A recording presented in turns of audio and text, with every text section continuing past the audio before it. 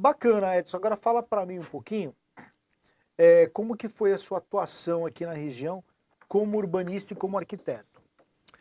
Olha, assim, na arquitetura, nós começamos inicialmente com o trabalho de projeto, né? Posteriormente, comecei a entrar na parte de obras, com administração, e depois parti para a parte de construções mesmo, né?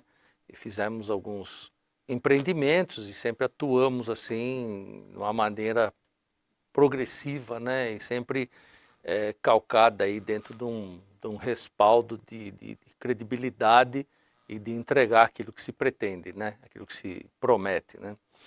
E o urbanismo, ele sempre foi uma visão assim geral, né? Uma visão mais complexa daquele entendimento, né? Que a gente tem enquanto estudante e depois na prática do dia a dia, de começar a enxergar principalmente as questões de zoneamento, né?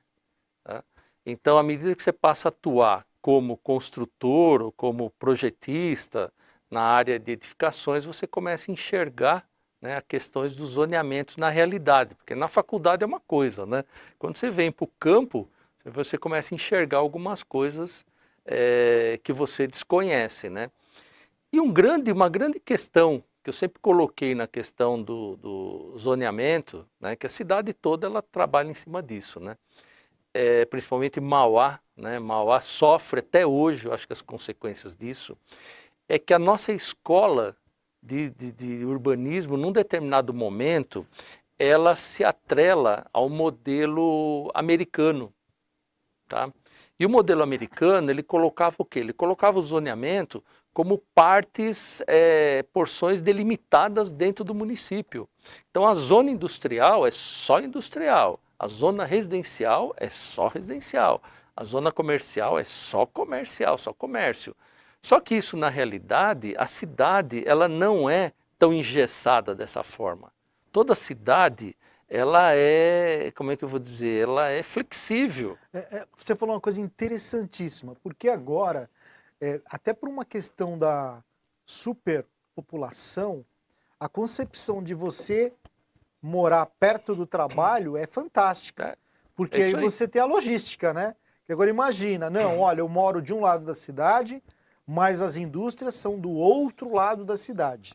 Quer dizer, o que você falou é bem interessante, porque hoje em dia tem o home office, né? Quer dizer, o pessoal que trabalha em casa, Uhum. ou então próximo de casa, e você acha que é possível esse modelo, ou agora que já foi totalmente ocupado de forma diversa do que seria adequado, seria impossível de adequar?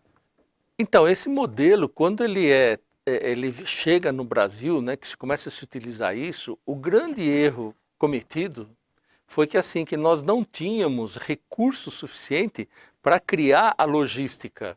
Então, assim, tudo bem, você pode pôr a pessoa morar lá num determinado bairro e ela trabalhar aqui, mas você tem que criar a forma dela vir trabalhar e voltar para a residência dela. Então, nos Estados Unidos houve grandes investimentos nesse sentido. E mesmo assim, recentemente que eu falo é 20 anos, né? Você vê regiões e cidades totalmente abandonadas nos Estados Unidos porque elas ficaram com essas áreas engessadas. Detroit é um caso, né, que é uma cidade, o berço do automobilismo americano, é uma cidade fantasma quase que assim, né, muito prejudicada. Então veja bem, o que ocorre, a primeira coisa que nós temos que admitir é reconhecer que nós erramos, né? Eu entendo assim, que nós temos que chegar e fazer aquele meia-culpa, né? Falar, pessoal, nós urbanistas, nós tomamos esse partido, só que esse partido, na verdade, né, não deu certo, então nós precisamos começar a mesclar essas situações. Então, aí vem aquele problema, né? Então, o que nós temos que fazer? Nós temos que mexer no zoneamento. Nós temos que, por exemplo, não tem sentido a pessoa que é costureira morar na rua Guerino Estela, em Mauá, no Jardim Zaira, e ela tem que ir até o Brás para poder trabalhar, para fazer costura. Não é muito mais fácil você ter uma edificação próximo ali da casa dela, onde exista a máquina de costura, onde existam as instalações, que ela consiga até a pé, de repente, trabalhar? É mais fácil sair a roupa ser transportada pronta de lá do que levar essas pessoas até o Brás para trabalhar numa confecção.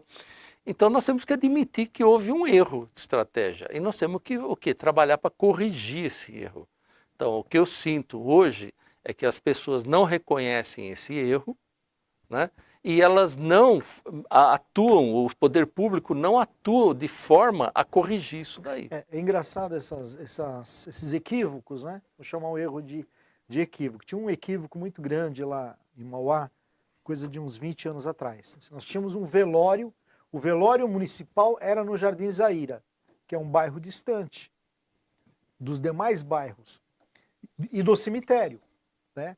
Então, quando foi construído pelo prefeito Oswaldo Dias o velório do lado do cemitério, um monte de pessoas ficaram bravos porque tirou o velório do Jardim Zaira. E olha que tirou o velório, mas deixou lá, adaptou toda a área lá para uma corporação dos bombeiros, né? Que foi super importante, porque o Jardim Zaira é o maior bairro da cidade de Mauá.